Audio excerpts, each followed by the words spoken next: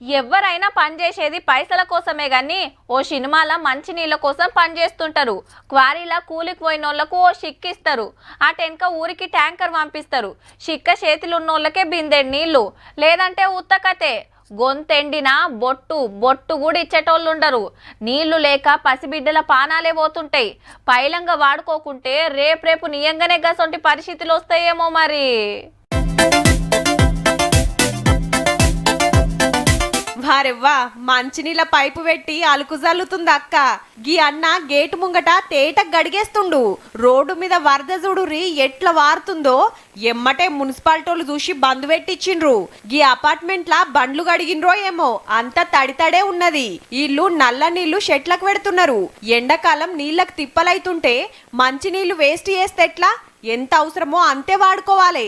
ఇష్టం వచ్చినట్టు వారబోయొద్దని పట్నం గల్లీలలో తిరుక్కుంటా చెప్తున్నారు మున్సిపాలిటోళ్ళు. వాటర్ వేస్ట్ చేస్తున్న వాళ్ళకి ఇమీడియట్ గా మేము 1000 రూపీస్ జరిమానా విధిస్తున్నాము.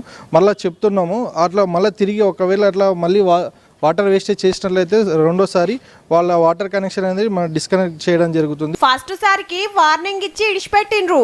మొన్న పంజాగుట్ట ఏరియాలో ఒక అన్న గిట్లనే బైక్ గడిగితే 1000 రూపాయలు దండిగేసిండ్రు. ఇంత ఎండలు ముద్రబట్టే నీళ్ళకి తిప్పలొస్తుండే. ఎంత పైలంగా వాడుకుంటే అంత మంచిది, లేదంటే జుర్మానాలు పడతాయి. మీ ఇష్టం ఇక.